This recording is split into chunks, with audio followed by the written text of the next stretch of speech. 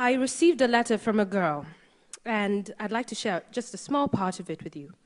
Dear Lupita, it reads, I think you're really lucky to be this black, but yet this successful in Hollywood overnight. I was just about to buy Dentsure's Whitenicious cream to lighten my skin when you appeared on the world map and saved me. My heart bled a little when I read those words. I could never have guessed that my first job out of school would be so powerful in and of itself, and that it would propel me to be such an image of hope in the same way that the women of The Color Purple were to me. I remember a time when I too felt unbeautiful.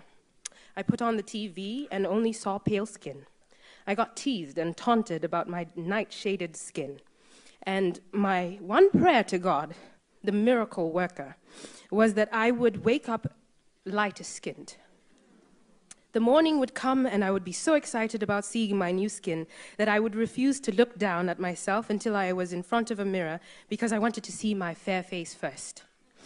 And every day I experienced the same disappointment of being just as dark as I had been the day before. I tried to negotiate with God. I told him I would stop stealing sugar cubes at night if he gave me what I wanted. I would listen to my mother's every word, sitting right there, and never lose my school sweater again if he just made me a little lighter. But I guess God was unimpressed with my bargaining chips because he never listened. And when I was a teenager, my self-hate grew worse. As you can imagine, happens with adolescence. My mother reminded me often that she thought I was beautiful. But that was no consolation. She's my mother. Of course she's supposed to think I'm beautiful.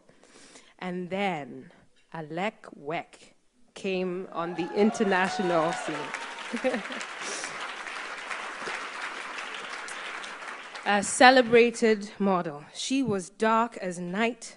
She was on all the runways and in every magazine, and everyone was talking about how beautiful she was. Even Oprah called her beautiful. And that made it a fact. I couldn't believe that people were embracing a woman who looked so much like me as beautiful. My complexion had always been an obstacle to overcome, and all of a sudden, Oprah was telling me it wasn't. It was perplexing, and I wanted to reject it because I had begun to enjoy the seduction of inadequacy.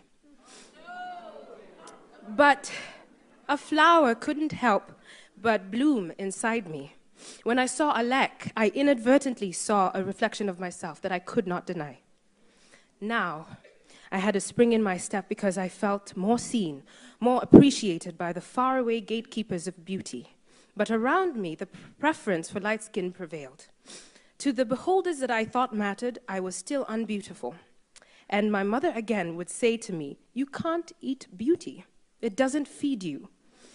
And these words played and bothered me. I didn't really understand them until finally I realized that beauty was not a thing that I could acquire or consume. It was something that I just had to be. And what my mother meant when she said, "You can't eat beauty," was that you can't rely on how you look to sustain you. What actually sustains us, what is fundamentally beautiful, is compassion for yourself and for those around you. That kind of beauty, excuse me, that kind of beauty inflames the heart and enchants the soul. It is what got Patsy in so much trouble with her master, but it is also what has kept her story alive to this day. We remember the beauty of her spirit, even after the beauty of her body has faded away. And so, I hope that my presence on your screens and in magazines may lead you, young girl, on a similar journey, that you will feel the validation of your external beauty, but also get to the deeper business of being beautiful inside. That, there is no shade in that beauty. Thank you.